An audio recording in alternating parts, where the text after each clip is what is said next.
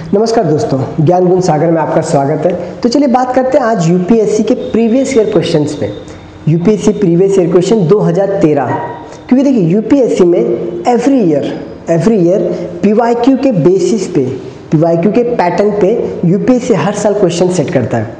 अगले साल का पेपर कैसा होगा ये इस साल का प्रीवियस ईयर क्वेश्चन पे डिपेंड करता है। ओके, तो देखिए चलिए डिस्कस करते हैं प्रीवियस ईयर क्वेश्चन, और ये 2013 का है, ठीक है, 2013 का। तो what will follow if a money bill is substantially amended by the राज्य सभा। ये आपको दिख रहा है कि मैं थोड़ा बड़ा कर दूं, थोड़ा बड़ा कर देता हूं। ओके,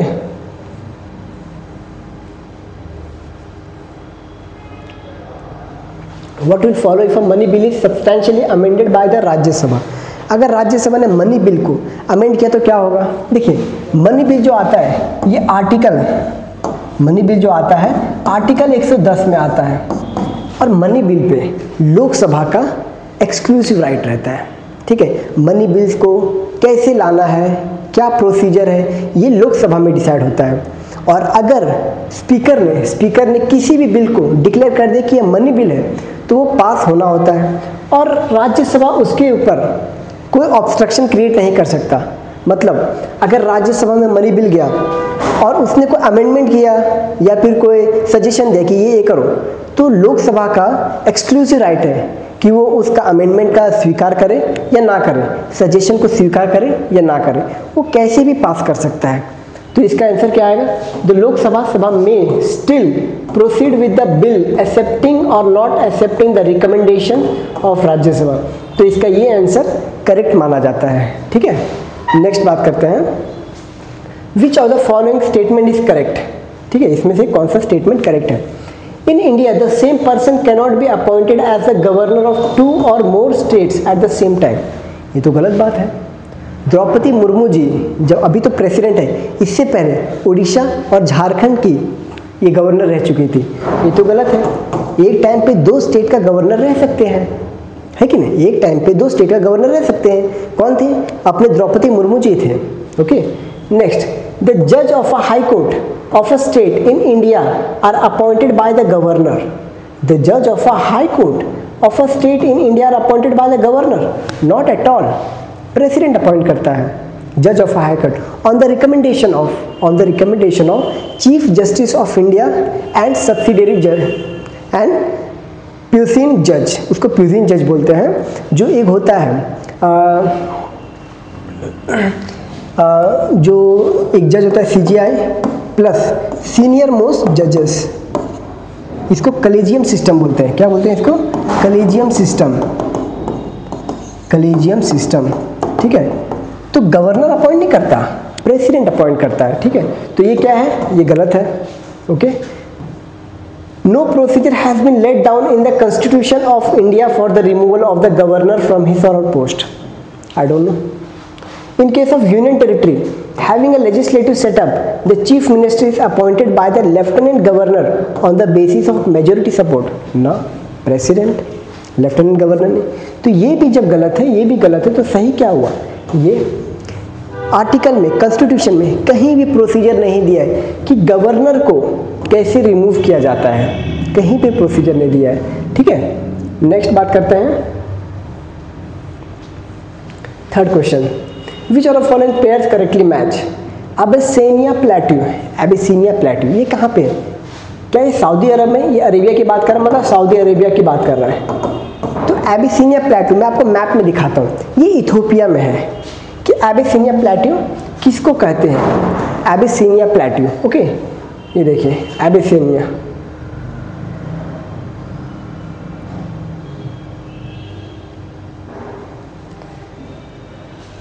ये रहा, ये है एबिसिनिया प्लेटू, ये इथोपिया आ गया। ये है अरेबिया, सऊदी अरेबिया। तो ये आंसर ऑटोमेटिकली गलत हो जाता है। ठीक है, okay. Atlas mountain, north west Africa. Atlas mountain कहाँ पे आता है, एटलस माउंटेन आता है मगरेब रेंज में, जो अफ्रीका का मगरेब वाला रीजन ना, कौन सा रीजन, मगरेब। अफ्रीका में वैसे बहुत से रीजन्स पाए जाते हैं, अफ्रीका में बहुत से रीजन्स पाए जाते हैं। ठीक ठीक है, इकोवास हो गया, मगरेब आ गया, सहारा आ गया, ठीक है, ये सब अलग अलग रीजन है। तो मगरेब रीजन जो है, अगर मैं यहाँ पे सर्च करूँ कि मगरेब रीजन कहाँ पे है, तो मगरेब रीजन ये अफ्रीका में आ जाएगा, मगरेब रीजन, ये रहा मगरेब रीजन, इसको बोलते हैं मगरेब। और एटलस माउंटेन कहाँ पे है, यहाँ पे है, मोरक्को में है, मोरक्को में है। अब मोरक्को से मैं आपको एक और चीज़ बता देता हूँ, मोरक्को से एक और चीज़ बता देता हूँ। जो मोहम्मद बिन तुगलक के जो टाइम पे आया था, कौन आया था मोहम्मद बिन तुगलक के टाइम पे, मोरक्को से आया था।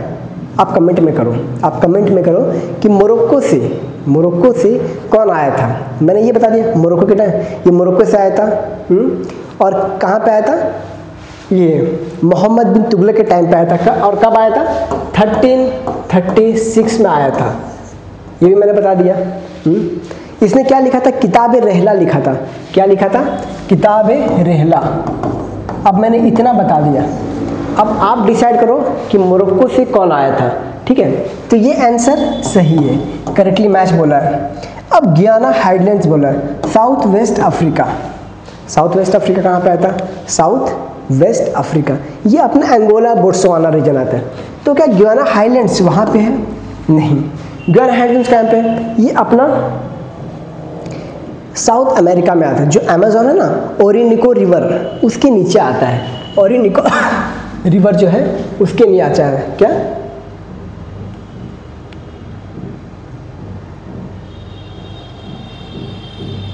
ये देखिए, ये है गुयाना हाइलैंड्स। मैप कैसे, ये रहा, ये है गुयाना हाइलैंड्स, देख रहे हो कहाँ पे है। और ओकावानको बेसिन, ये पैटागोनिया में आता है, नहीं। पैटागोनिया कहाँ आता है, पैटागोनिया खुद ब्राज़ील में आता है, पैटागोनिया खुद ब्राज़ील में आता है। कि अगर मैं आपको यहाँ पे पैटागोनिया देखूँ, पैटागोनिया यहाँ पे आता है, इस वाले रीजन में, ये देखिए, ये है पैटागोनिया रीजन। हालांकि यहाँ पे दिखेगा नहीं, अगर मैं पैटागोनिया बोलूँ, नीचे आता है, सॉरी, पैटागोनिया नीचे आता है, ये रहा पैटागोनिया, ये मतलब ये है पैटागोनिया, ठीक है, यहाँ पे आता है। और ओकावानको,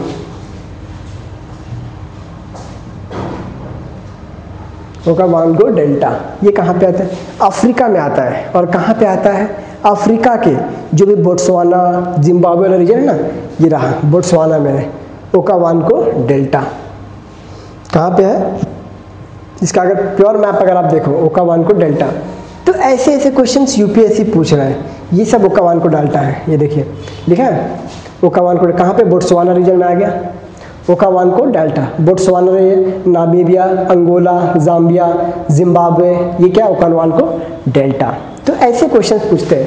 तो पैटागोनिया जब खुद आता है ब्राज़ील नहीं, ये आता है अर्जेंटीना में, अर्जेंटीना में आता है, okay. Next, with refer to the history of Indian rock cut architecture, consider the following statement. The caves of Badami are the oldest surviving rock cut caves in India. Badami तो 6th century में चालुक्यस ने बनाया था। तो ये ओल्डेस्ट कैसे हो गया, ओल्डेस्ट तो और भी पुराना हो सकता है। The Barabar rock cut caves were originally made of Ajivikas by emperor Chandragupta Maurya. क्या चंद्रगुप्त मौर्य ने बनाया था, नहीं। बराबर केव जो है ये अशोका ने बनाया था। किसके लिए बनाया था, आजीविका के लिए। लेकिन सिर्फ अशोका ने नहीं, उसका जो पौत्र था, पौत्र यानी कि पोता, पौत्र यानी पोता, पौत्र दशरथ ने बनाया आजीविका के लिए। और हाँ, बराबर रॉकेट केव इंडिया का ओल्डेस्ट रॉकेट केव है, समथिंग अराउंड 185 BC में बनाया गया था, 185 BC में समथिंग अराउंड, ठीक है। अब देखिए, मतलब 185 मतलब 323 से 323 में अपना चंद्रगुप्त मौर्य का शासन शुरू होता है। 272 तक यहाँ पे अपना अशोका आता है, अशोका, ठीक है। अशोक, और ये 185 में अपनी ये क्या मौर्य डायनेस्टी का अंत हो जाता है 185 में, तो 185 तक 272 से 185 तक 272 BC से 185 तक बराबर केव्स बना था। किसने? आजीविका। अब एक और इंफॉर्मेशन लिखिए कि आजीविका क्या था। आजीविका एक सेक्ट था, बुद्धिज्म, जैनिज्म, आजीविका। ठीक है, ये इसमें है नहीं, वरना मैं आपको बुद्धिज्म, जैनिज्म, आजीविका इसमें क्या डिफरेंस है ये भी बताता। आजीविका को खोजा किसने था? मखाली गोसाला ने, मखाली गोसाला ने। ठीक है, ये और जो महावीर है ना, ये महावीर अपने जो जैन धर्म के लास्ट तीर्थंकर थे, ये दोनों मित्र थे, ये दोनों अच्छे दोस्त हुआ करते थे। तो ये भी गलत है। क्यों? चंद्रगुप्त मौर्य ने नहीं बनाया, अशोका ने बनाया है और दशरथ ने बनाया है। किसके लिए? आजीविका के लिए बनाया था। आजीविका सेक्ट है एक। ठीक है, आजीविका सेक्ट है एक। केव्स बादामी नहीं है, बराबर है ओल्डेस्ट। और ये बादामी कब? 6th सेंचुरी में चालुक्य के टाइम पे बना था। ठीक है। At Ellora caves were made up of different faith. Of course Ellora caves में, एलोरा जो अपने महाराष्ट्र में है, एलोरा में आपको बुद्धिज्म, जैनिज्म, हिंदुइज्म तीनों के इंस्क्रिप्शंस, स्कल्पचर्स मिल जाएंगे आपको। तो इसका आंसर क्या हुआ? ओनली 3। तो कहाँ पे ओनली 3? ये रहा ओनली 3। ठीक है, नेक्स्ट बात करते हैं।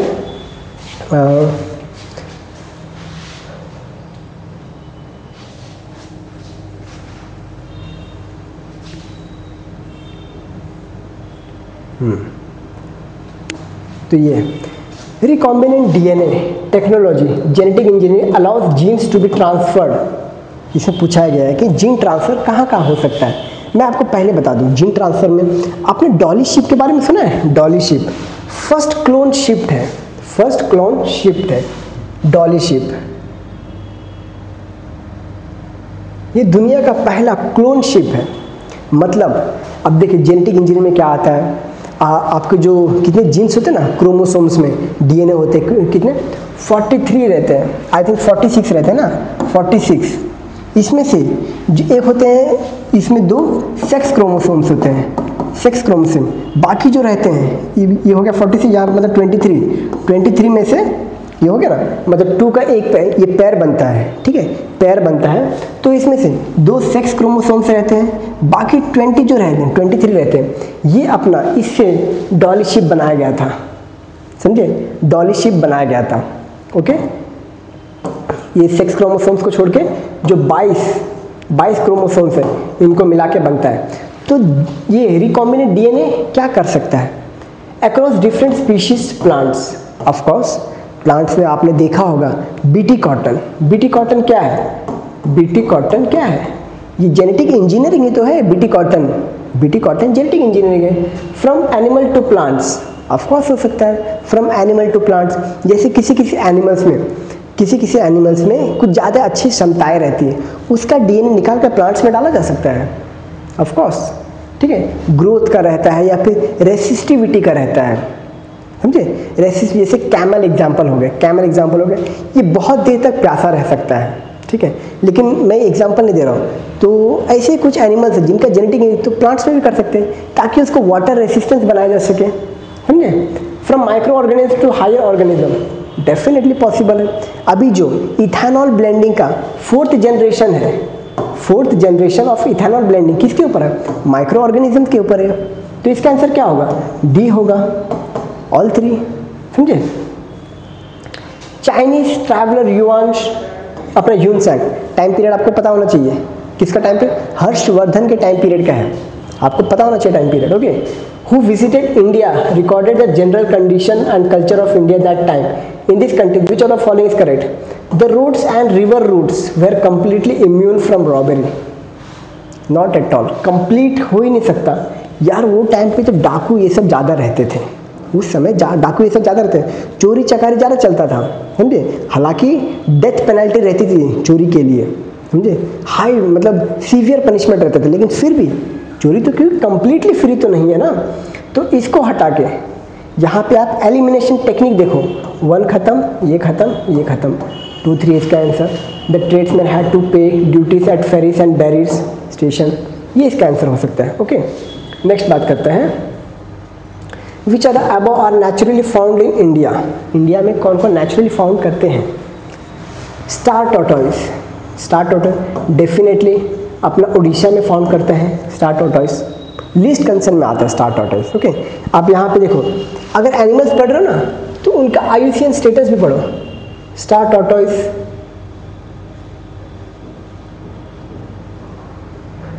अभी पता नहीं आईयूसीएन इसका आईयूसीएन क्या है, बट मेजरली इसका आईयूसीएन हो सकता है वल्नरेबल में, अभी इसका वल्नरेबल में आ गया है आईयूसीएन स्टेटस। ओके, ये पढ़ लिया कीजिए। तो ये क्या स्टार टॉर्टोइस उड़ीसा में पाया जाता है। मॉनिटर लिजार्ड कहाँ पाया जाता है? अपने महाराष्ट्र में पाया जाता है। कहाँ पाया जाता है? महाराष्ट्र में पाया जाता है। पिग्मी हॉग कहाँ पाया जाता है? पिग्मी हॉग ये आपका असम में पाया जाता है। पिग्मी हॉग छोटे प्रकार का सुअर रहता है ये, ठीक है, छोटा प्रकार का सुअर रहता है पिग्मी हॉग। स्पाइडर मंकी ये गलत है, स्पाइडर मंकी इंडिया में पाया नहीं जाता। आपने बेंटेन का स्पाइडर मंकी देखा होगा, ठीक है, तो स्पाइडर मंकी इंडिया में पाया, ये ब्लैक कलर का होता है। स्पाइडर मंकी जो रहता है ना ये ब्लैक कलर का होता है स्पाइडर मंकी।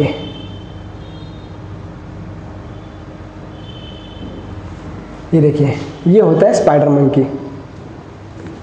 बेंटेन में अपने आपने देखा होगा ब्लू कलर का होता है स्पाइडर मंकी, समझे। तो ये कहाँ पाया जाता है? ये पाया जाता है साउथ अमेरिका में। साउथ अमेरिका में जो ब्राज़ील वाला रीजन है, इक्वाडोर वाला रीजन है, मैक्सिको वाला रीजन है, वहाँ पाया जाता है। तो इसका आंसर क्या हुआ? 1 2 3, 1 2 3 इसका आंसर हुआ। ओके, 1 2 3। नेक्स्ट बात करते हैं, which pollutants can be found in pollutants drinking water in some part of India. Drinking water में कौन कौन से पोल्यूशन पाए जाते हैं, ठीक है। पॉल्यूशन आप देख लीजिए, मतलब एक होता है सीओडी, केमिकल ऑक्सीजन डिमांड, ठीक है। सॉर्बिटॉल तो पहली बात पोल्यूशन है नहीं, सॉर्बिटॉल पोल्यूशन है नहीं, ठीक है। तो 2 को निकाल दीजिए ऑप्शन से, ये 2 निकल गया, ये 2 निकल गया। अब आता है 1 3 1 3, मतलब देखिए आर्सेनिक तो पोल्यूशन है, आपको पता है arsenic is a pollution, fluoride is a pollution, ठीक है। यूरेनियम, क्या यूरेनियम पोल्यूशन है? यूरेनियम आप अगर पोल्यूशन का मात्रा देखोगे ना, वाटर पोल्यूशन कंसिस्ट, अगर आप देखोगे इसमें आपको यूरेनियम भी मिलेगा।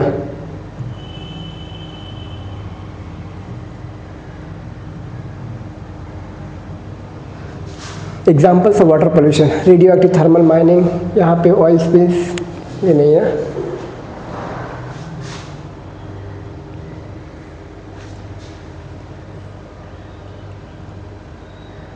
Lead, mercury, nitrates, thermal, pesticide,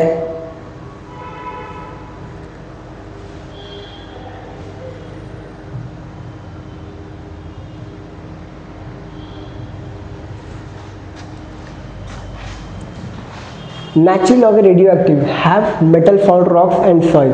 मतलब देखिए ये जो यूरेनियम होती है ये रेडियो एक्टिव, अपना रेडियो एक्टिव रहता है, मोस्टली स्टोन में पाया जाता है। तो स्टोन और पानी का तो आप जानते ही हो, तो ये भी पाया जाता है, यूरेनियम है। This is also part of pollution, तो इसका आंसर 1 3 5 हो गया। Okay, with refer to Indian history, members of the constituent assembly from the provinces were directly elected by people of those provinces. गलत, उस समय डायरेक्ट इलेक्शन का system बोलते ना, अपना इलेक्शन कमीशन ऑफ इंडिया आया नहीं था, क्योंकि कॉन्स्टिट्यूएंट ऑफ असेंबली 1946 में आया कॉन्स्टिट्यूएंट असेंबली, ठीक है। 1947 में भारत को आज़ादी मिल गई, तो तुरंत कैसे जनता वोट दे देती, ये गलत है। Nominated by the Indian national Congress and Muslim league, भाई 2 ही पार्टी थोड़ी ना थे, हिंदू महासभा भी था, तो ये डेफिनेटली गलत हो जाता है। Elected by the provincial legislative assembly, ये चांसेस है प्रोविंशियल लेजिस्लेटिव असेंबली, क्योंकि उस समय आप देख रहे हो 1935 से ही प्रोविंशियल गवर्नमेंट बनना शुरू हो गया था। प्रोविंशियल गवर्नमेंट बनना शुरू हो गया था, इसीलिए बंगाल का सीएम कौन था? बंगाल का सीएम कौन था उस समय, जिसने डायरेक्ट एक्शन को अंजाम दिया था? मुस्लिम लीग से बना था, सीएम बना था, उसमें पीएम नहीं था ना, क्योंकि प्रोविंशियल लेवल पे इलेक्शन हुआ था। तो उस समय Bengal CM direct action, CM का नाम क्या था? चौधरी था क्या? नहीं चौधरी नहीं था, वो तो मुस्लिम लीग से था। Bengal CM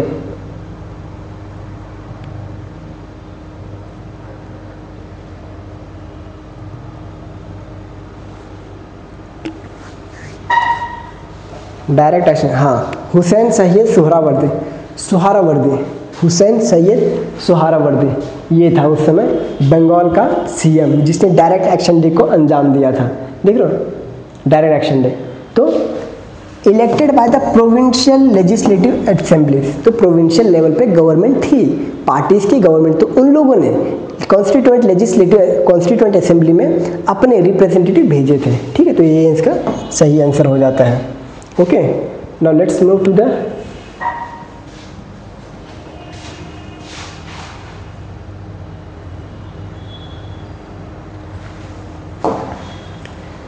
consider the following statement: sea cow, sea horse, sea lion, which of the above are mammals?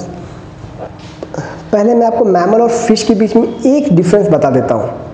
Fish का क्या होता है? गिल्स होता है। क्या होता है? फिश का गिल्स होता है। मैमल्स का क्या होता है? हार्ट होता है, हार्ट होता है। तो डॉल्फिन क्या है? Dolphin is a mammal, dolphin is a mammal. Okay, dolphin is a mammal. Shark is a fish, क्यों? शार्क को गिल्स होता है। ठीक है, तो यहाँ पे सी काउ देखिए, आपने ड्यूगोंग के बारे में सुना होगा, ड्यूगोंग के बारे में सुना होगा आपने। ये देखिए, जिसके लिए जो अभी अपना सी ऑफ जो अपना मैरीटाइम सी बना हुआ है पार्क स्ट्रेट के पास। ओके, तो ड्यूगोंग के बारे में देखिए, ये है ड्यूगोंग, ये एक मैमल है। ये देखिए, इसको सी काउ बोला जाता है, समझे? सी काउ और सी लायन, ये दोनों क्या है? मैमल है। तो मैमल क्या है? 1 और 3। Sea horse is not a mammal, sea horse क्या है? फिश है। क्यों? क्योंकि इसका गिल्स होता है। क्या होता है? गिल्स होता है, और ये अंडे देती है। ठीक है, ये अंडे देती है। आपको पता है ना इसका सिस्टम?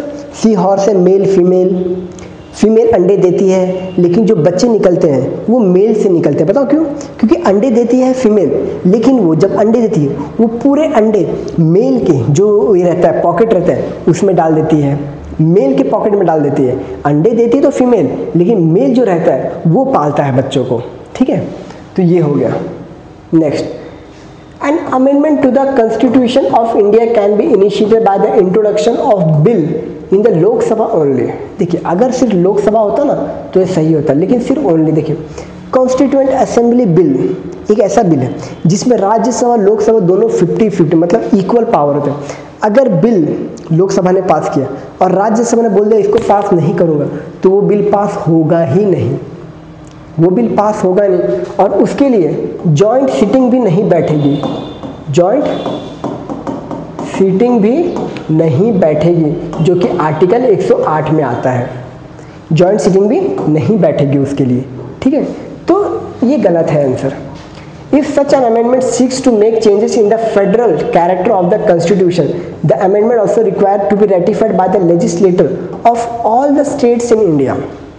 देखिए, अमेंडमेंट्स का प्रोसीजर होता है, एक होता है सिंपल अमेंडमेंट, ठीक है, simple majority, special majority and special majority ratified by the half of the state, ratified by the half of the state. इसका मतलब सिंपल मेजोरिटी में रहता है कि आधा +1 पास कर दो, स्पेशल मेजोरिटी में 2/3 अगर मेजोरिटी है तो पास कर दो, और उससे भी special majority 2/3 plus half of the state, half of the state का रेटिफिकेशन चाहिए रहेगा। तो यहाँ पे क्या लिखा है? All of the state.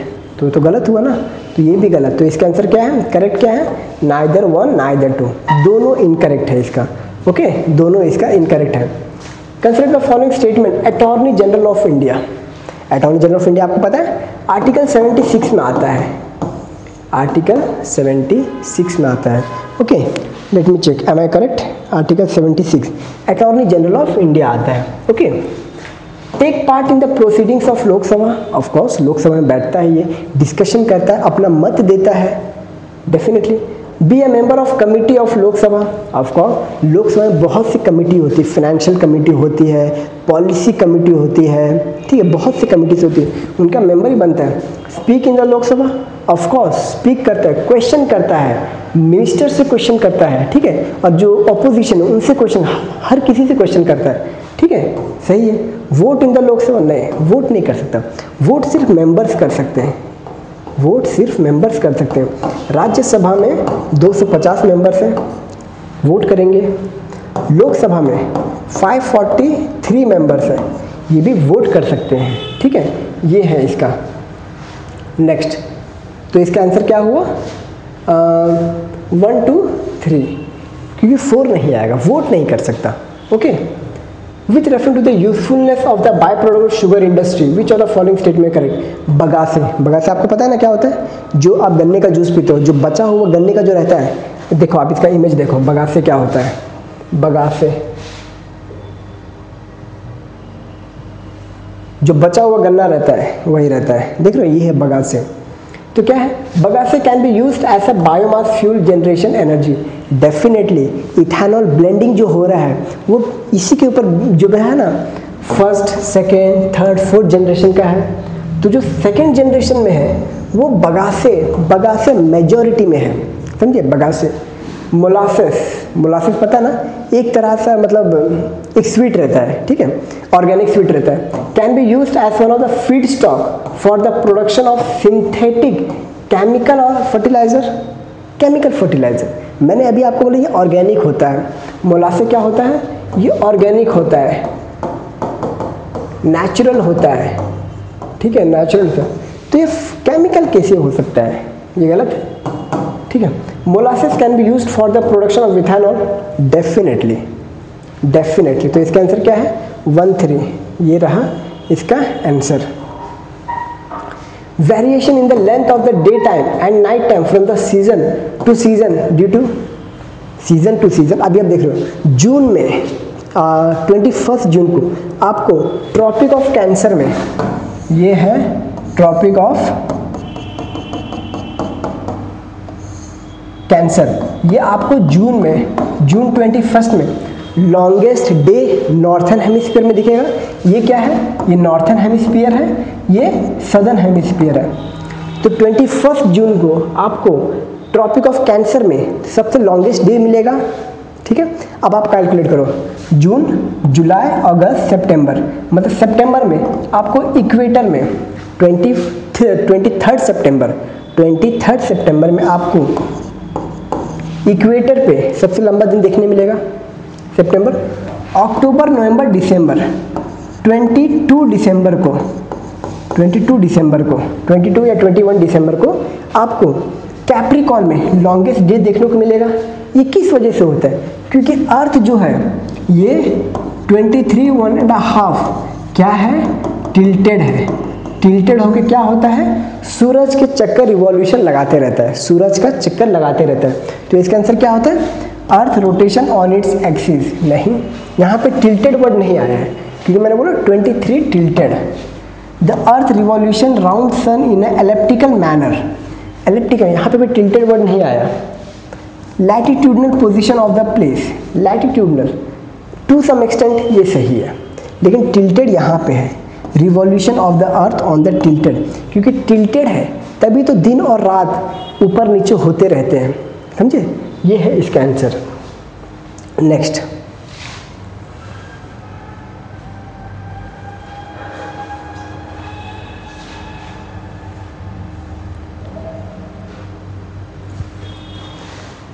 अब यहाँ पे थोड़ा लॉजिक लगाइएगा। Narmada river flows to the west. आपने देखा majority of rivers in India कहाँ फ्लो करती है? ईस्ट में फ्लो करती है reverse in India.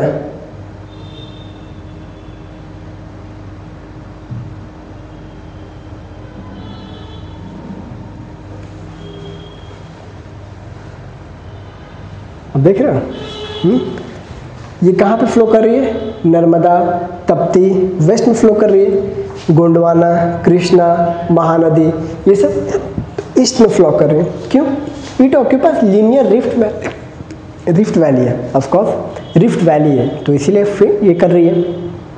Rift valley पता है ना आपको? जब ये पहाड़ है, ये भी पहाड़ है, इसके नीचे से ये पहाड़ है और ये पहाड़ है, इसके नीचे से पानी बह रहा है, जो रिवर है ये बह रहा है, ये पहाड़ है। ओके, ये क्या है? ये पहाड़ है, ये पहाड़ है।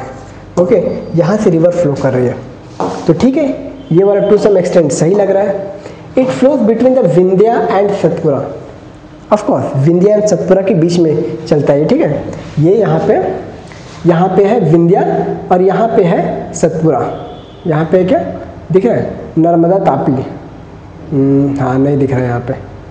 तो देखिए ऊपर है विंध्या, नीचे है सतपुरा। तो क्या ये रीज़न है क्या? दो माउंटेन के बीच में तो कृष्णा भी आ सकता है, ऑफ कोर्स ना, ये कृष्णा भी आ सकता है, गोदावरी महानदी भी आ सकता है। ईस्टर्न घाट में महानदी भी तो आता है माउंटेन्स के बीच में, छोटा नागपुर और ईस्टर्न घाट के बीच में आता है। तो क्या ये रीज़न है? नहीं।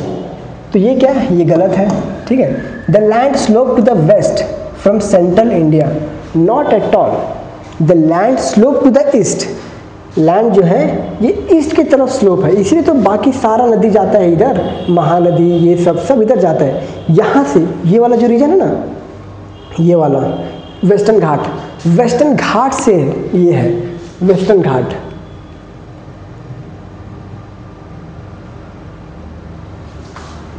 ये है वेस्टर्न घाट। यहाँ से सब ऐसा स्लोप है, ऐसा है ना, यहाँ से स्लोप है ऐसा, समझे। तो ये है, तो ये भी इसका आंसर नहीं। तो इसका आंसर क्या है? ओनली वन, ठीक है। On the planet earth most of the fresh water exist as ice caps glacier. Most of the water ice caps and glacier में फ्रेश वाटर की बात हो रही है, ठीक है। Most of the fresh water exist as ice caps glacier out of the remaining fresh water. The largest proportion कहाँ पे है? मैंने आपको एक बार दिखाया है, where is our water, where is our water.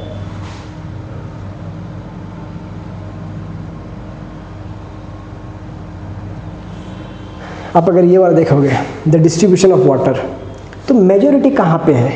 Majority कहाँ पे है, ठीक है। तो ये है सलाइन ओशन वाटर है, इसको तो बात ही नहीं। फ्रेश वाटर 2.5% है, उस 2.5 में से क्या बोला यहाँ पे? ग्लेशियर में है, ठीक है। तो ग्लेशियर है, तो सेकंड नंबर पे क्या है? ग्राउंड वाटर है। सेकंड नंबर पे ग्राउंड वाटर है। फर्स्ट पे क्या? ग्लेशियर एंड आइस कैप्स बोला है। तो सेकंड ऑप्शन क्या दिख रहा है आपको?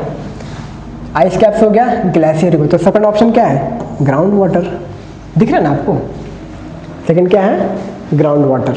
ये है सही तरीका पढ़ने का, okay. Next, Nokrek biosphere reserve कहाँ पे है? गैरो हिल्स में है, ऑफ कोर्स। गैरो, जैंतिया, खासी, ये आपने पढ़ा होगा, गैरो, जैंतिया, खासी। लोकतक लेक बरेल रेंज में है क्या? पता नहीं, मुझे नहीं पता, आई don't no. Namdapha national park Dafla में है क्या? आई डोंट नो, चेक करते हैं। अब देखिए, अगर आप यहाँ पे मैप देखोगे, नॉर्थ ईस्ट का मैप देखोगे, ठीक है, नॉर्थ ईस्ट मैप,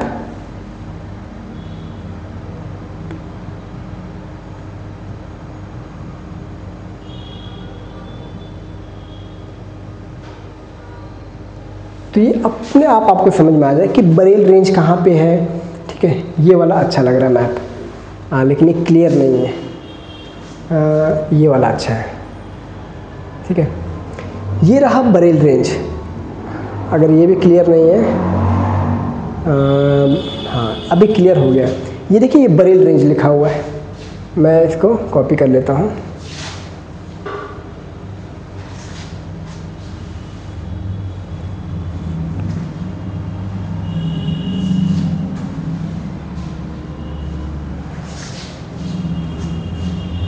देख रहे हो, ये है बरेल रेंज, बरेल रेंज, और ये है मणिपुर। लोकतक लेक कहाँ पे है? लोकतक लेक मणिपुर, मतलब मणिपुर हिल्स में है। दूसरा गलत हुआ। ये है अरुणाचल प्रदेश, यहाँ पे है अपना ये पटका नाम है ना, तो यहाँ पे है नामदफा,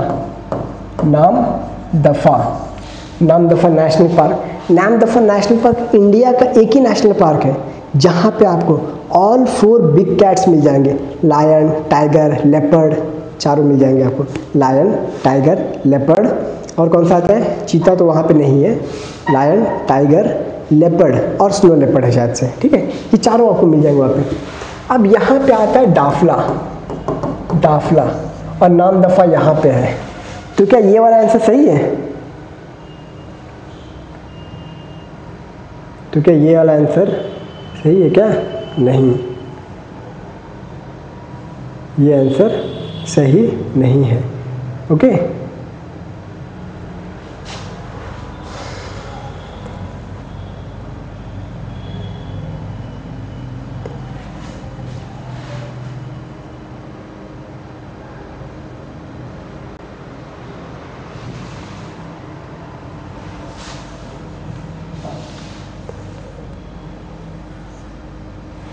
हाँ कहाँ पे, हाँ नेक्स्ट क्वेश्चन देखते हैं, 18th क्वेश्चन।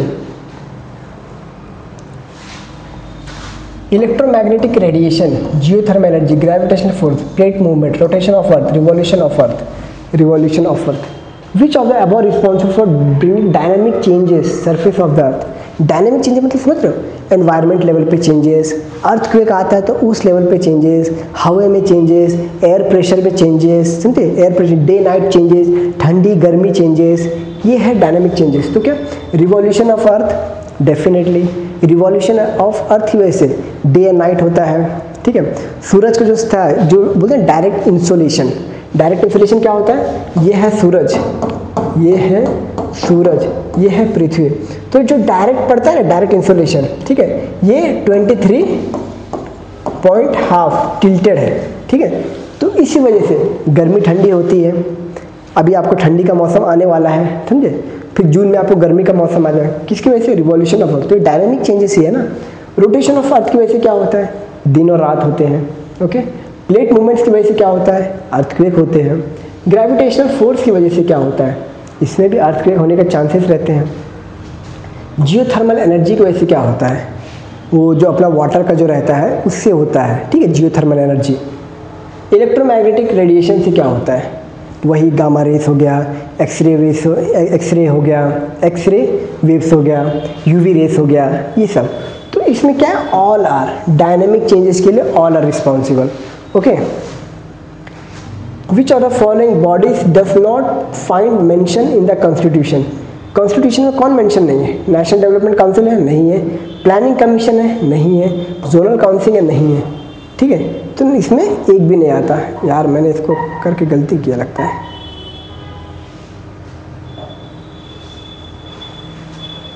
ठीक है, तो ये वाला क्वेश्चन आता है, अब से इमेज नहीं लूँगा।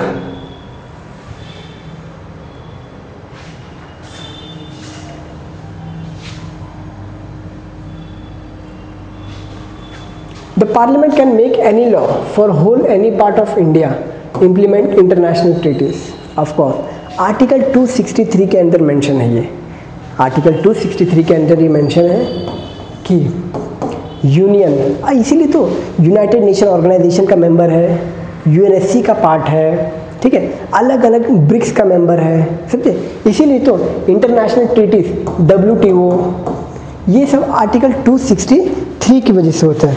क्रॉस चेक कर लेता हूँ मैं।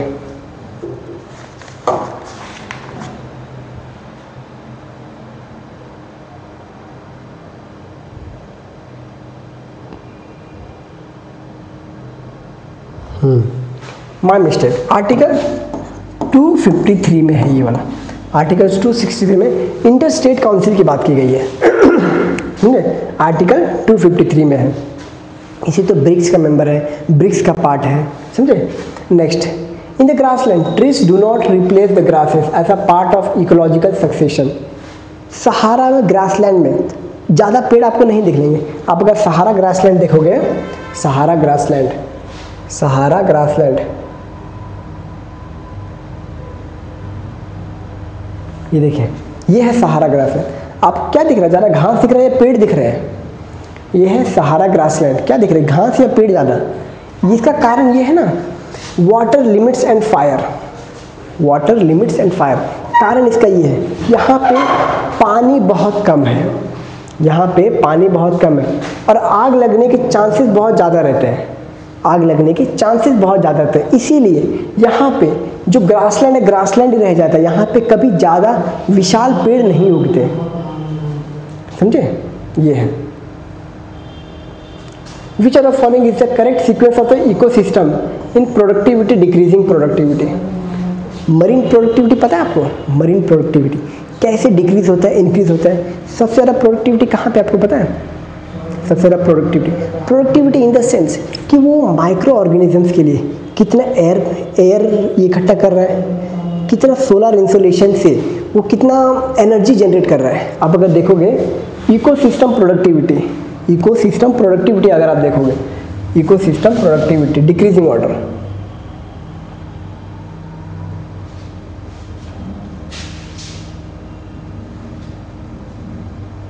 इकोसिस्टम प्रोडक्टिविटी अब ये देखिए, ये है इकोसिस्टम प्रोडक्टिविटी, कि कैसे प्रोडक्टिविटी सबसे ज़्यादा हाई रहता है, कैसे गिरता है, समझे।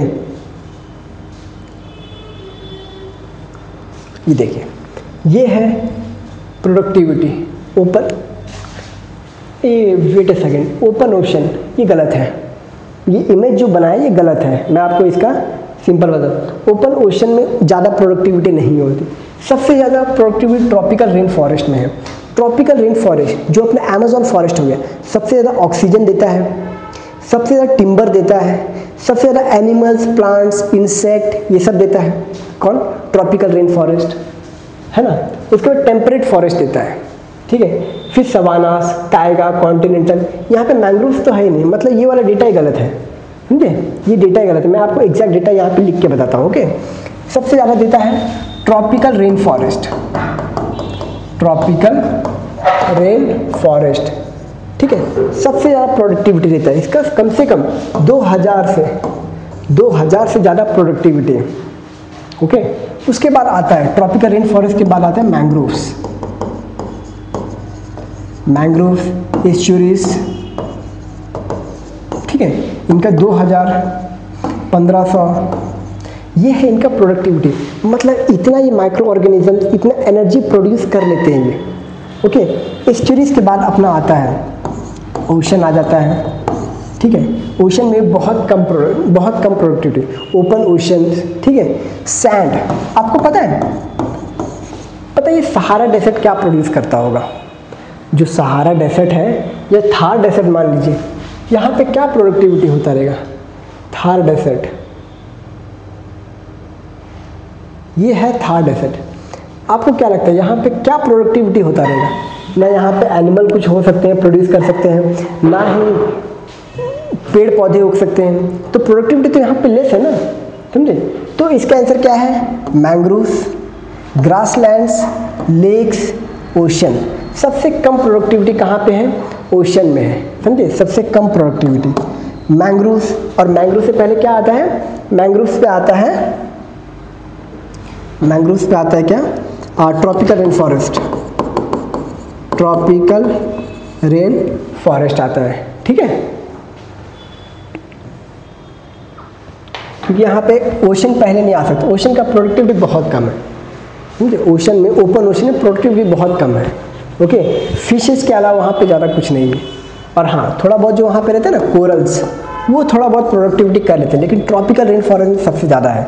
फिर मैंग्रोव्स है, ग्रासलैंड्स है, लेक्स है, ओशन है, इनका प्रोडक्टिविटी ज़्यादा रहता है, okay. Contour budding is a method of soil conservation. Contour budding पता है? ये रहा फॉर एग्जाम्पल माउंटेन रहा, ठीक है। यहाँ पे कैसे प्रोड्यूस करते हैं, यहाँ पे कैसे वीट उगाना है, मतलब एग्जैक्टली ऐसा माउंटेन नहीं रहता, ऐसा रहता है माउंटेन, ओके। थोड़ा माउंट जैसा रहता है। Desert margins liable strong wind action नहीं, ये मोस्टली ताकि मिट्टी का जो नमी है, मॉइस्चर है, और उसका प्रोडक्टिविटी वो कम ना हो जाए, वो पानी की वजह से नीचे गिर ना जाए, इसके लिए काउंटर बडिंग किया जाता है। Low flat plains close to stream और लायबल फ्लडिंग। लो फ्लैट नहीं, हाई माउंट्स, ठीक है, तो ये भी गलत हो गया। Scrub land liable of spread of weed growth, ये भी नहीं। तो आंसर क्या है? None of the above. क्यों? हाई माउंट्स के लिए यूज होता है काउंटर बडिंग, समझे, ये होता है। The government enacted panchayat extension schedule act 1996, which of following is not objective, identify. PESA act पता है आपको क्या होता है? आपको पेसा एक्ट बताता हूँ, 1996 में आया था ये पेसा एक्ट, ठीक है। इसको दिलीप सिंह भूरिया कमेटी, क्या? दिलीप सिंह भूरिया कमेटी ने इसको बढ़ाया था, ताकि जो पंचायत का बेनिफिट्स है वो हम जो शेड्यूल एरिया है ना, शेड्यूल एरिया उन तक पहुंचा सके। कहाँ पे? शेड्यूल एरिया तक पहुंचा सके, ओके। तो क्या है? To provide self government, of course panchayat में वही है ना, पंचायत क्या होता है? पंचायत एक्सटेंशन शेड्यूल, पंचायत में सेल्फ गवर्नमेंट रहता है ना, ओके, तो सही है। To recognise traditional rights, of course Gram Sabha के मदद से ये अपना ट्रेडिशनल राइट्स कर सकते हैं। 5th शेड्यूल के अंदर इसका कंसर्न ये है, to create autonomous region in tribal area, ये गलत है। ऑटोनोमस डिस्ट्रिक्ट काउंसिल होता है, ठीक है, जो कि 6th शेड्यूल के अंदर होता है। 6th शेड्यूल जिसकी मांग अभी सोनम वांगचुक कर रहे हैं, जिसकी मांग अभी सोनम वांगचुक कर रहे हैं, क्या 6th शेड्यूल का, तो ये हम पैसा के अंदर नहीं देते हैं, ठीक है। पैसा के अंदर ये है to free tribal people from exploitation, ये भी है, समझे। Next,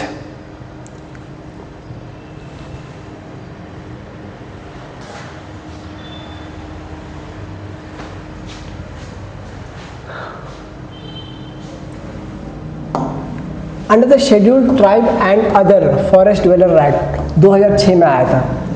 Who shall be the authority to initiate the process of determining the nature and extent of individual, community, forest right or both?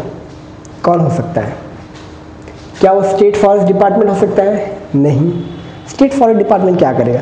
Local law देखना है कि कितना timber collect कर सकते हैं, कितना मतलब फॉरेस्ट ये सब में काम कर सकते हैं। ये जो है ना for scheduled tribes and other traditional forest dweller, यहाँ पे ग्राम सभा को बहुत महत्व दिया है। ग्राम सभा is the most powerful body. उसके अनुमति के बिना, जैसे आप देख रहे हो कि वेदांता जैसे हो गए, वेदांता हो गए, पॉक्सो हो गए, पोसो हो गए, शायद से पोसो एक कंपनी है, ठीक है, इनको राइट्स नहीं मिला वहाँ पे खेती करने, मतलब वहाँ पे माइनिंग करने का राइट्स नहीं मिला। क्यों? ग्राम सभा ने उसको ऑर्डर दिया ही नहीं। ग्राम सभा की इतना पावर है यहाँ पे। Under section forest right act 2006 में ग्राम सभा को इमेंस पावर दिया गया है, ठीक है। Improper handling and storage of the cereal grains oil seed result in the production of toxin known as aflatoxin, aflatoxin, ठीक है, which are the following generally destroyed by the normal cooking process. Aflatoxin produce by, aflatoxin जो है स्पायरोगिरा, ठीक है, स्पायरोगिरा से produce होता है, mould से प्रोड्यूस होता है, ठीक है। स्पायरोगिरा मोल्ड जो अपने ईस्ट होते हैं ना, फंगस वाला जो होता है ना, फंगस वाला पता है ना, फंगस, उससे ज़्यादा अफ्लाटॉक्सिन होता है। तो इसमें फंगस वाला से कौन सा है? बैक्टीरिया तो फंगस से रिलेटेड है ही नहीं, सिंपल। प्रोटोजोआ ये भी फंगस से रिलेटेड है नहीं। वायरस तो फंगस है ही नहीं।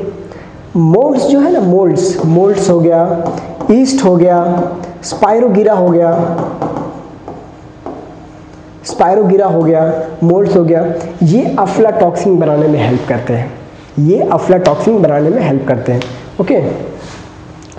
Economic justice as one of the objective of the Indian constitution has been provided in. Economic justice कहाँ प्रोवाइड किया गया? पहला प्रीएम्बल में दिया है, मैं आपको प्रीएम्बल दिखाता हूँ। प्रीएम्बल में कहाँ पे दिया गया है?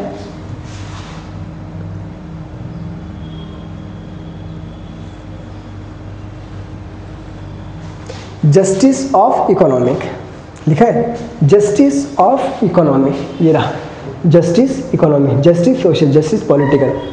तो क्या हुआ? प्रीएम्बल, हाँ। अब इन दोनों में से कौन सा है? क्या फंडामेंटल राइट में इकोनॉमिक जस्टिस है? कहीं नहीं। आप कोई भी आर्टिकल उठा लो, आर्टिकल 14 राइट टू इक्वालिटी, 15 वही अपना ये right to all against the state based on caste, creed, religion, race, इसके ऊपर अनएम्प्लॉयमेंट, ये 16, 17 अनटचेबिलिटी, 18 का अपना राइट्स ऑफ, आर्टिकल 18 में हो ना, राइट्स ऑफ, मतलब किसी को आप ऊपर का नाम नहीं, जैसे कोई मैं ठाकुर हूँ, जो टाइटल बोलते हैं ना, टाइटल के ऊपर आप किसी को नहीं दे सकते, ठीक है, वो है आर्टिकल 18। आर्टिकल 19 में नहीं है इकोनॉमिक राइट, 20 में नहीं है, 21 में नहीं है, 22 में नहीं है, तो कहाँ पे है? तो फंडामेंटल राइट्स है नहीं। तो कहाँ पे? Directive principle of state policy में।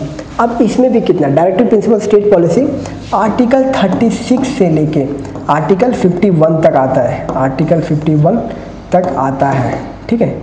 अब इसमें से भी कहाँ पे? इसमें से आर्टिकल 38 में है, आर्टिकल 38 में इकोनॉमिक जस्टिस के ऊपर बात किया गया, जहाँ पे जो लेबर्स वगैरह रहते हैं उनके इकोनॉमिक राइट्स की बात की गई है, ठीक है। Equal payment for equal work, article 39, equal payment for equal right, equal work, समझे, वहाँ पे दिया गया है। Next, due to improper indiscriminate disposal of old and used computers of their parts which are the following released into the environment। कौन सा pollution होता है एनवायरनमेंट में इनकी वजह से, ठीक है। मर्क्यूरी होता है, डेफिनेटली लिख दो। लीड होता है, लिख दो। 5 6 किस में है? 5 6 5 5 6 मतलब 6 इसमें नहीं, हटा दो, इसमें 5 नहीं, हटा दो, ठीक है। तो मर्क्यूरी और लीड डेफिनेटली है, ठीक है। 5 6 5 6। अब इन दोनों में 1 2 3 5 6 1 2 3 4 5 6 7 1 2 3 5 6 1 मतलब 1 भी है, 2 3 5 6 1 2 3 5 6। प्लूटोनियम, प्लूटोनियम पोल्यूशन में आता है क्या? प्लूटोनियम तो हम इसके लिए यूज़ करते हैं, रेडियो एक्टिव के लिए यूज़ करते हैं, तो ये नहीं आ सकता। ये इसका आंसर 1 2 3 5 6 1 2 3 5 6। ओके। एसिड रेन, ये तो गवर्नमेंट एग्जाम में पूछा जाता है। सल्फर डाइऑक्साइड और नाइट्रस ऑक्साइड, ठीक है। सल्फर डाइऑक्साइड और नाइट्रस ऑक्साइड, ये है इसका आंसर। ओके। किसी भी स्टेट मतलब छोटे छोटे एग्जाम में पूछा जाता है वो answer.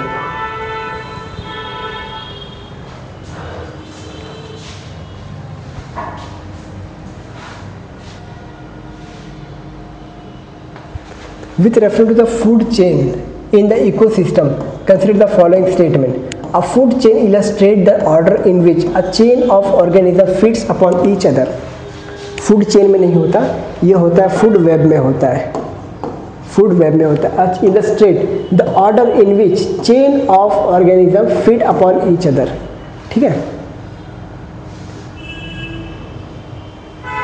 Food chain illustrate order in which chain of organisms feed upon each other, right है। Food chain are found within the population, within the population food chain नहीं होता। Food chain within the population में होता ही नहीं, ये food web का बात है, food web का बात है। A food chain illustrates the number of each organism which are eaten by other, ये भी food web का बात है, तो इसका आंसर सिर्फ ये जाएगा। National park, Corbett national park कहाँ पे है? उत्तराखंड में है, श्योर, उत्तराखंड में है।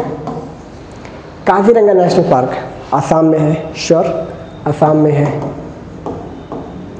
साइलेंट वैली नेशनल पार्क कहाँ पे है?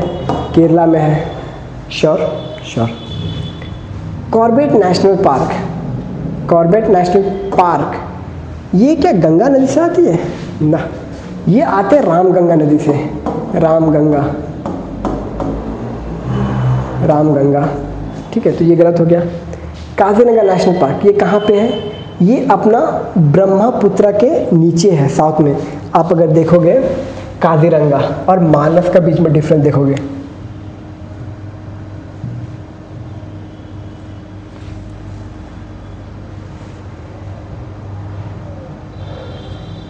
ये रहा, यहाँ पे रिवर नहीं दिखाया है, ये रहा, ये काजीरंगा नेशनल पार्क दिख गया। ये क्या है? काजीरंगा नेशनल पार्क कहाँ पे है? ये रहा। मानस नदी कहाँ से आ रहा पता है? ये रहा मानस नदी, ये है मानस नदी इधर से। तो डिफरेंस देख रहे हो कहाँ पे? ये काजीरंगा, ये मानस, तो ये तो डेफिनेटली नहीं आएगा। Silent valley national park, Kaveri भी यहाँ पे नहीं आती, ठीक है।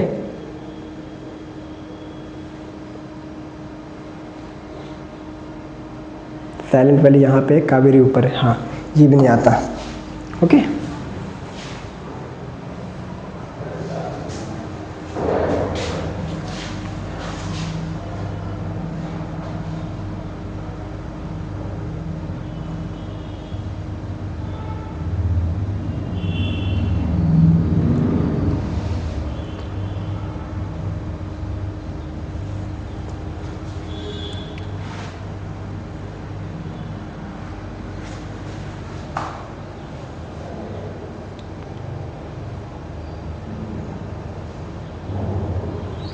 ये है silent valley national park, okay. Kerala और तमिलनाडु के बॉर्डर में आता है।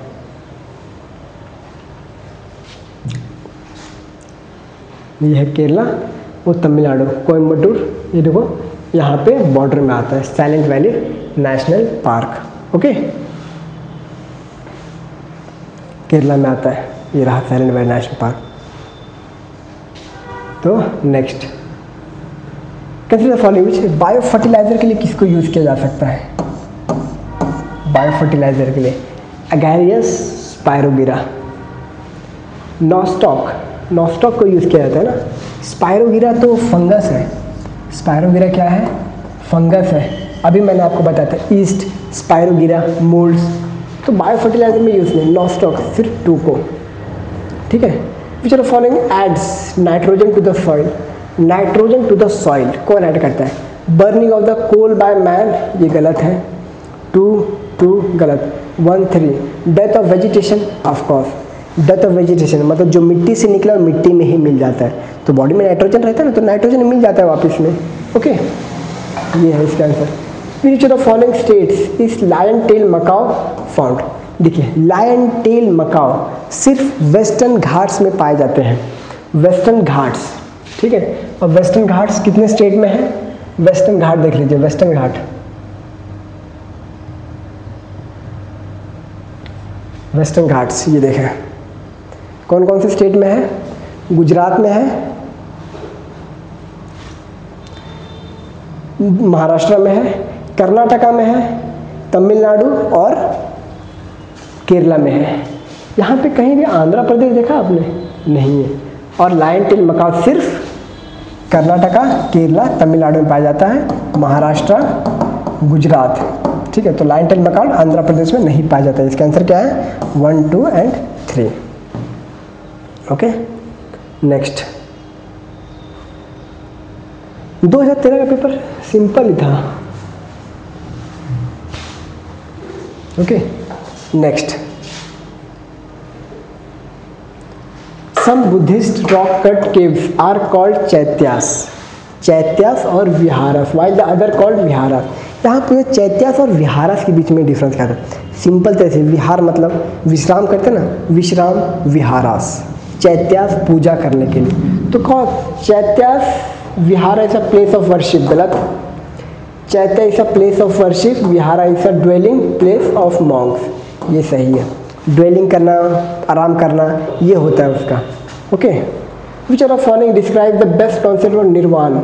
बुद्धिज्म, बुद्धिज्म निर्वाणा का मतलब क्या था? बुद्धिज्म ऑलवेज बोलता था, बुद्धिज्म में ऑलवेज बोलता था, ठीक है, कि अपना जो डिज़ायर है उसको कम करो। ये हमेशा कहाँ पे बोलता था? बुद्धिज्म में, कि जो अपना डिज़ायर है उसको कम करो। ओके, तो extinction of the flame of desire is the right answer. Okay, according to constitution of India which of the following are fundamental governance of the country. Country में गवर्नेंस के लिए किसको यूज़ करें? क्या फंडामेंटल राइट्स को use करते? नहीं। यहाँ पे डीपीएसपी जहाँ भी टिक मार्क कर दो, डीपीएसपी। क्यों? DPSP is the positive rights, DPSP is the positive rights, fundamental rights are the negative rights, negative. अब फंडामेंटल राइट्स नेगेटिव क्यों है? ये स्टेट को बाउंड करता है कि आप लोगों का फंडामेंटल राइट्स नहीं छीन सकते, ठीक है। और डीपीएसपी क्या बोलता है? आप डेवलपमेंट का काम करो, आप इस चीज़ पे काम करो, तो पॉजिटिव हुआ ना। फंडामेंटल आप ये नहीं कर सकते, आप इनका राइट नहीं छीन सकते, आप इनका ज़मीन नहीं छीन सकते, ये फंडामेंटल राइट्स का है। तो क्या है? DPSP is the correct answer. Okay, next, the people of India agitated against the arrival of Simon commission. Simon commission के लिए अराइवल किस लिए किया गया था? क्योंकि उसमें एक भी इंडियन मेंबर्स नहीं थे। साइमन कमीशन क्यों आया था? जो गवर्नमेंट ऑफ इंडिया एक्ट 1990 था, गवर्नमेंट ऑफ इंडिया एक्ट 1919 कैसा काम कर रहा है उसको रिव्यू करने के लिए आए थे। मतलब सरकार ने बोला कि अब रिस्पॉन्सिबल गवर्नमेंट बनाएंगे, ठीक है। लेकिन रिस्पॉन्सिबल गवर्नमेंट के नाम पे 1919 का एक्ट दे दिया। इससे पहले क्या आया था? रॉलेट एक्ट आया था, रॉलेट एक्ट आया था, ठीक है। तो बता रहे थे कि 1919 काम कैसा करेगा।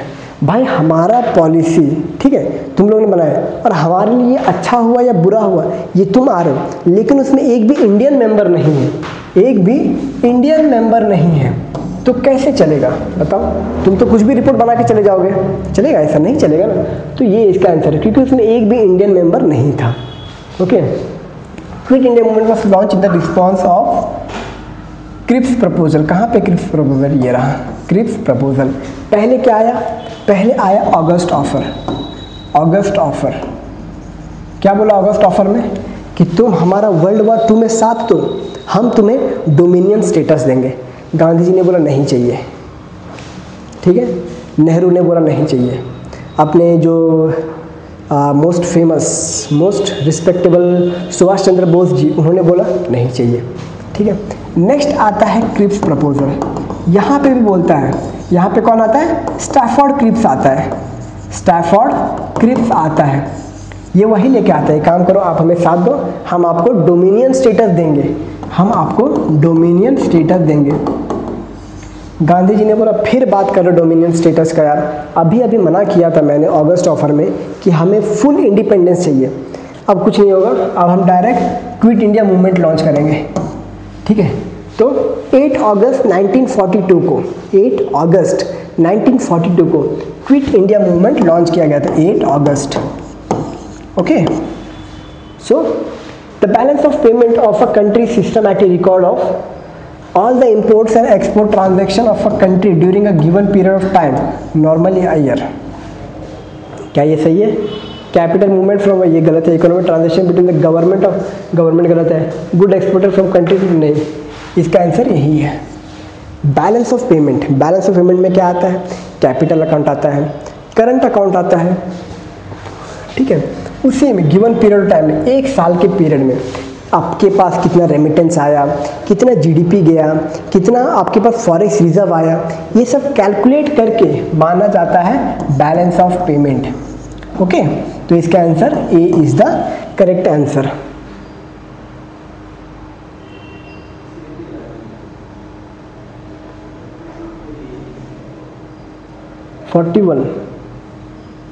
या 10 क्वेश्चन कहाँ चला गया? Late me check. ओके, 41 के पास था, 42 के पास आना पड़ेगा।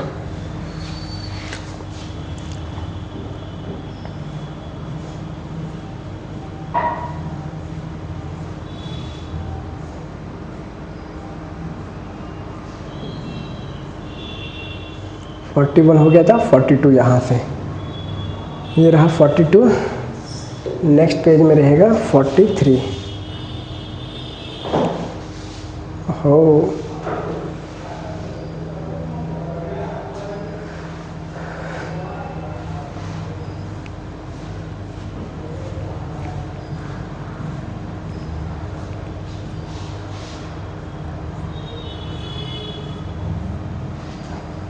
ये यहाँ पे आ गया। ओके, तो पेज 9 में हम देख रहे हैं। ओके, ये यहाँ पे आया। तो क्वेश्चन क्या है? The reserve bank of India regulates the commercial bank in matters of, RBI is the supreme bank of India, RBI is the supreme bank of India।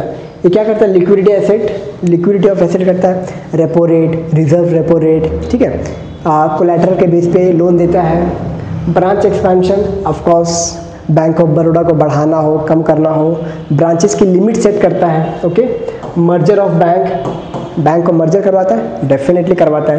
कोई बैंक अगर डूब गया उसको मर्जर करवाता है, जिसे बंधन बैंक को करवाया था स्टेट बैंक ऑफ इंडिया से। कौन सा? Bandhan bank with the State Bank of India, Bandhan bank. Winding up bank, of course कोई बैंक अगर काम नहीं कर रहा है उसको वाइंड अप कराता है, मतलब बंद करवाता है सिस्टमैटिक तरीके से। तो all of the above. Okay, next, an increase in the bank rate generally indicates, अगर बैंक रेट बढ़ गया, अगर बैंक रेट बढ़ गया तो लोन क्या होगा? बैंक रेट मतलब इंटरेस्ट रेट, इंटरेस्ट रेट अगर बढ़ गया तो लोन क्या होगा? लोन कॉस्टली होगा, महंगा होगा। अगर लोन महंगा होगा तो क्या आप खरीदोगे? कुछ नहीं। आप घर खरीदोगे? लोन, ये लोन होम लोन लोगे? नहीं लोगे। कार लोन लोगे? नहीं, क्योंकि लोन महंगा है। तो ये क्या होगा? Tight monetary policy. ये किस लिए किया जाता है? इन्फ्लेशन को कंट्रोल करने के लिए। तो central bank following tight monetary policy. Okay,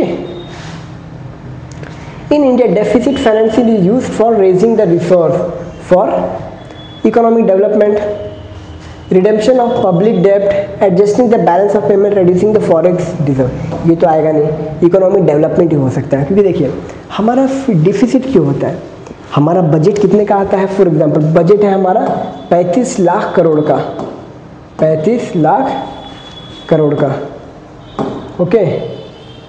और हमारा पास पैसे कितने हैं, पैसे हमारे पास 32 लाख करोड़, तो 3 लाख करोड़ जो है, 3 लाख करोड़ क्या है, हमें तो डेवलपमेंट करना पड़ेगा ना, इकोनॉमिक डेवलपमेंट करेगा, क्योंकि आज डेवलपमेंट करोगे तो कल रिटर्न आएगा, इसके लिए अभी कर्जा ही क्यों ना करना पड़े, इसीलिए इकोनॉमिक डेवलपमेंट वाला answer is the correct answer, okay. Next, which are the following characterized the people of Indus civilization. आपने आईवीसी के बारे में पढ़ा है, हड़प्पन सिविलाइजेशन के बारे में। हड़प्पा किसने ढूंढा था, दयाराम साहनी ने। मोहनजोदारो किसने ढूंढा था, रखलदास बैनर्जी ने, ठीक है। ये अपना आईवीसी है, Indus valley civilization. They possess great palaces and temples, भाई टेम्पल्स नहीं था आईवीसी में, टेम्पल्स नहीं था, ओके, टेम्पल्स नहीं था आईवीसी में। They worship both male and female, of course Pashupati seals को वर्शिप करते थे। नेक्स्ट जो था, नेक्स्ट किसकी वर्शिप करते थे, नेक्स्ट वर्शिप करते थे वो जो योनी थी, योनी बोलते ना, धरती माता, उनको ये उनका वर्शिप करते, तो ये सही है। They employed horse drawn chariot in the warfare, of course not sure. Horse drawn ये तो आर्यंस के टाइम पे आया था, हॉर्स ड्रॉन, क्योंकि ये आया था आर्यंस के टाइम पे, ठीक है, तो ये हो नहीं सकता। 1 2 1 तो है नहीं, 1 कट, तो आंसर ओनली 2। अभी कितना हुआ, which are the following disease can be transmitted from one person to another through tattooing. Tattoo करने से क्या हो सकता है, एड्स हो सकता है। अगर किसी को एड्स है और आपने भी टैटू कराया, आपको भी एड्स हो जाएगा, तो एड्स, ठीक है। हेपेटाइटिस बी भी हो जाएगा, चिकनगुनिया नहीं होगा। तो 2 3 कहाँ पे है, ये रहा 2 3। 46 क्वेश्चन,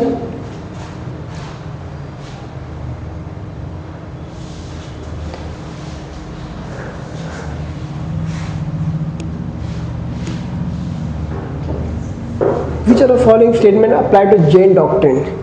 जैनिज्म क्या बोलता है, जैनिज्म क्या बोलता है, the surest way of annihilating karma is to practise penance, मतलब एक्सट्रीम स्ट्रगल करते हैं। महावीर जो रहते हैं वो एक्सट्रीम स्ट्रगल करते हैं, समझे, ये हो गया सही। एवरी ऑब्जेक्ट, जैनिज्म बोलता है हर एक में, पत्थर में हो या किसी चीज़, बोतल में हो, किसी भी चीज़ में, हर एक में आत्मा का वास होता है, ठीक है। Smallest have soul, karma is the bane of soul and must be ended, of course. तो इसका आंसर क्या है, 1 2 3, okay. Which of the following terms describe not only the physical space occupied by an organism but also functional role in the community organism। मतलब एक organism अपना काम क्या करता है, काम, ठीक है, उसका जैसे फॉर एग्जांपल रेन फॉरेस्ट का क्या काम है, रेन फॉरेस्ट का काम क्या है, ऑक्सीजन ज़्यादा। टाइगर का काम क्या है, उस रेन फॉरेस्ट में काम क्या है, इकोलॉजिकल काम क्या है, बैलेंस रखना। जो हिरन अगर ज़्यादा हो गए, अगर उसने सारे पेड़ खा लिए, बहुत से हिरन हो गए, करोड़ों हिरन हो गए और सारे पेड़ खा लिए, तब तो सूखा हो जाएगा ना। तो इकोलॉजिकल बैलेंस के जो काम करते हैं उसको इकोलॉजिकल नीश बोलते हैं, ecological niche, okay. Next, photochemical smoke resultant of the reaction of, photochemical smoke, यहाँ पे सनलाइट लीजिए, सनलाइट कहाँ पे दिख रहा है, यहाँ पे, ये रहा सनलाइट, ये रहा सनलाइट। नाइट्रोजन डाइऑक्साइड लीजिए और ओजोन लीजिए, नाइट्रोजन डाइऑक्साइड यहाँ पे है और ओजोन, पेरोक्साइड नाइट्रेट प्रेजेंस, ये इसका सही पे। सनलाइट के प्रेजेंस में पॉल्यूशन होना, इसको बोलते हैं फोटोकेमिकल स्मोक, ठीक है। ये आप इसको लंदन स्मोक से भी ये कर सकते हो, लंदन स्मोक, ठीक है। लंदन स्मोक अगर आप पढ़ोगे तो आपको डिटेल पता चल जाएगा, okay. London smoke. Which are the following minerals? Which are the minerals given above required by human body for contraction of muscles? Contraction of muscles के लिए क्या लगता है? All 3, ठीक है। तो यहाँ पे मैं कहाँ तक 50 क्वेश्चन तक पहुँचा हूँ, ठीक है, 50 क्वेश्चन। तो ये पार्ट 1 में रखते हैं, पार्ट 2 में जो 50 क्वेश्चन रहेंगे मैं आपको पार्ट 2 में पूरा डिटेल में बता दूंगा, ओके। तो ये पार्ट 1 का है, इसमें कमेंट कीजिएगा कि कैसा रहा क्वेश्चन, ओके, क्वेश्चन का एनालिसिस कैसा था, कमेंट कीजिएगा, ओके। धन्यवाद।